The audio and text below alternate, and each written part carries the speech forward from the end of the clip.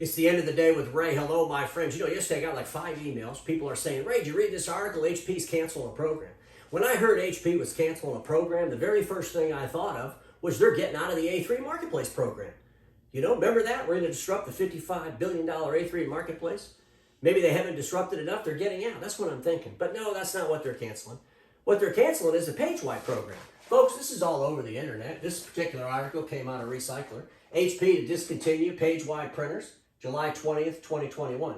HP is upsetting their partner channel with plans to discontinue their popular range of A3 and A4 page-wide office printers.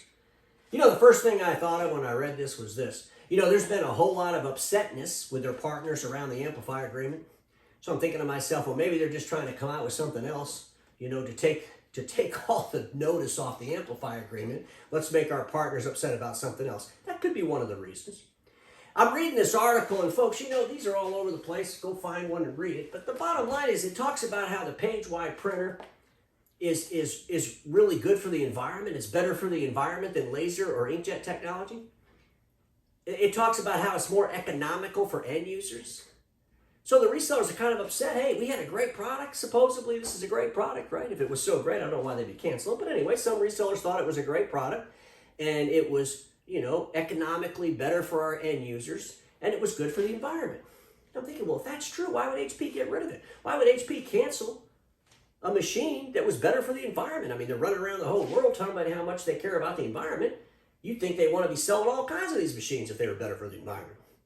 But then that word more economical got in the way. You see, you know, HP's business model is a razor blade model, folks. We all know that, right? We also know that print is declining, and people will never print more tomorrow than they printed today. We know that for a fact, right? And so if the supplies are going to cost less money and they're not going to print as much, boy, that's going to destroy that old business model of practically giving printers away and then selling all these supplies.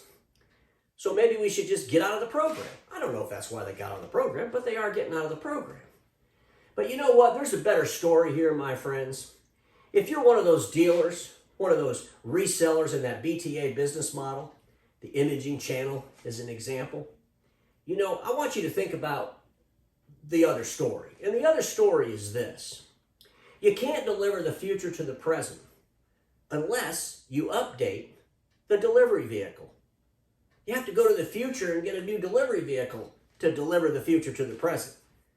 So when you come up with these innovative products or innovative programs and you try to go into the marketplace through granddad's pickup truck, as I say, it's not going to work. And sometimes I think my friends over at Hewlett-Packard, well, now HP, but remember when Hewlett-Packard cleaned out the garage? The first thing they took out of there was the old pickup truck. They put it in the driveway so they could build the printers. It seems to me that HP still uses that old pickup truck to deliver those products into the marketplace. In other words, they really haven't changed their delivery model.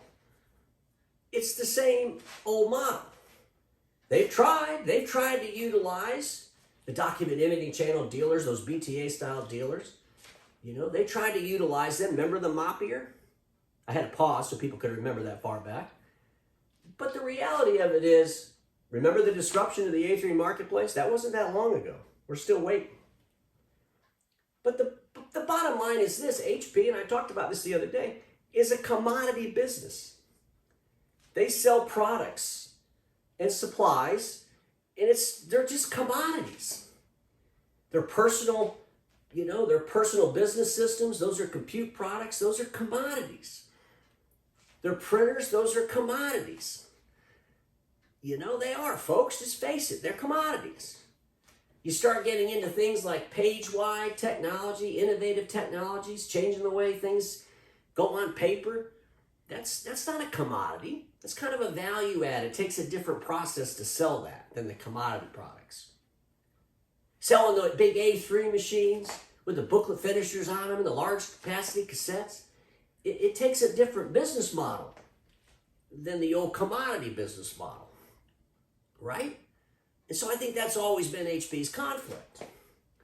And now with the discontinuation of the page-wide program, it just leads me to believe that HP's starting to realize that they are really a commodity player. That they are. It doesn't really matter, folks. They got a lot of printers out there, right? They sell a lot of supplies out there. I'm not saying it's a bad model, but what I'm saying is they never changed their delivery vehicle.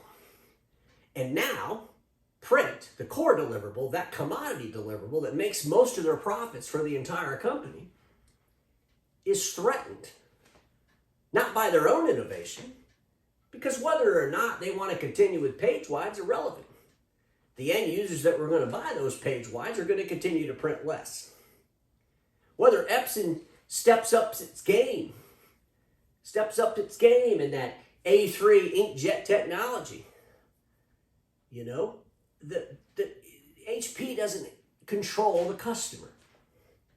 They don't, folks. No matter how big they are, they don't control end users. They provide end users products and supplies. That's what they do. And those resellers out there, those friends of mine that are trying to innovate, that are trying to bring new products to the marketplace, learn from this lesson. You can't deliver the future to the present unless you update the delivery vehicle. And if the new products and those new solutions that you're going to bring to market completely destroy your old business model, you know what? As long as you're delivering the future to the present and the past is going to go away anyway, home run for you. But you better have changed your delivery vehicle. You better have a delivery vehicle that you've got in the future with that innovation. Because, ladies and gentlemen, one thing we all know is this: status quo is the killer of all that'll be invented. Don't get stuck in status quo, and I'll see you all tomorrow.